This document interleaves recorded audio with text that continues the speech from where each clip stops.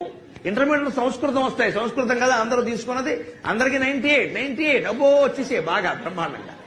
I got 98 ఈ 98 వచ్చిన వాళ్ళు ఎవరినైనా మీరు సంస్కృతంలో నీ పేరు రాయమని అడగండి. పేరే వాళ్ళ పేరు వాళ్లే అంటే ఇట్స్ నాట్ ఇన్ సిలబస్. నీ పేరు రాయమంటే సిలబస్ లో లేదా? ఉండదు. సిలబస్ లో నెంబర్ వేస్తారు, పేరు రాయదు. పోనీ బాబు అది కూడా వద్దయా, దట్ ఎగ్జామ్ ఈజ్ ఓవర్. పేరు రాయవయ్యా అంటే సిలబస్ లో లేదా? ఆ శ్లోకం భావం చెప్పబోయా అంటే that semester is over. Semester అయిపోతే ఇంకేముండదా నువ్వు మినిస్టర్. ఎవ్వరికి చెప్పుకున్నా తీరని దుఃఖం భార్యకు చెప్పుకుంటే తీరుతుందండి. ఆవిడ శక్తి. ఈ మనిషి బలాన కాదు, బలహీనతలు కూడా తెలుసు ఆవిడది.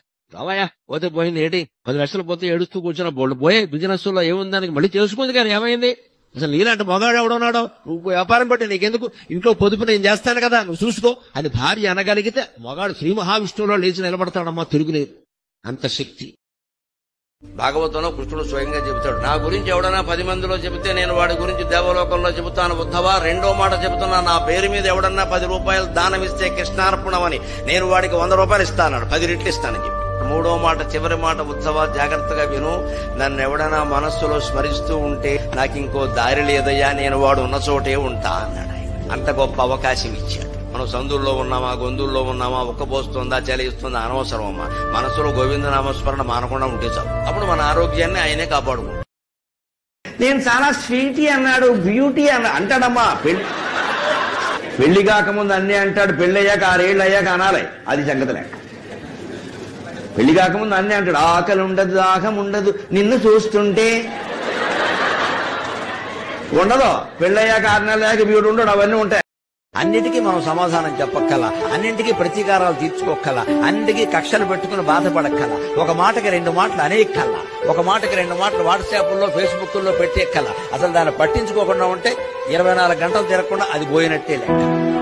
సోషల్ మీడియాలో వార్తలు మీరు గమనించండి. ఏ వార్త 2 రోజుల నుంచి ట్రోలింగ్. స్విగ్గీ, జొమాటో అని 2 వచ్చాయి, శుభ్రంగా జైవిజీలో వచ్చాయి. మా అపార్ట్మెంట్ దగ్గర చూస్తూ ఉంటా, అరగంటకు ఒకడు వస్తాడు. ఆ కుర్రాళ్ళని చూస్తే జాలి వస్తుంది. వానలో చలిలో వస్తూ ఉంటారండి వాళ్ళు, పైగా నిమిషాలట. ఆ నిమిషం దాటితే వీడు ఛార్జీ ఇవ్వట. ఎంత రాక్షసమైన ఆలోచన. కష్టపడి పట్టుకొచ్చాడు కదా, ఇవ్వాలి కదా. నాకు రోడ్డు పక్కన ఆగి మిరపకాయ బజ్జీలు తినాలని కోరిక 10 ఏళ్ళుగా తీరలేదు. ఎందుకంటే ఎవడు చూసి సెల్ఫీ తీస్తాడో, ఎవడు చూసి కరికిపాటి మిరపకాయని పెడతాడు ఎవడు. నా పరువు పోతుంది, 100 మంది ప్రశ్నలు వేస్తాయి. చచ్చినోడు చంపుకున్నాడు నా కోరిక. మనకి ఈ జన్మకు తీరదులే. చిన్నప్పుడు ఎప్పుడు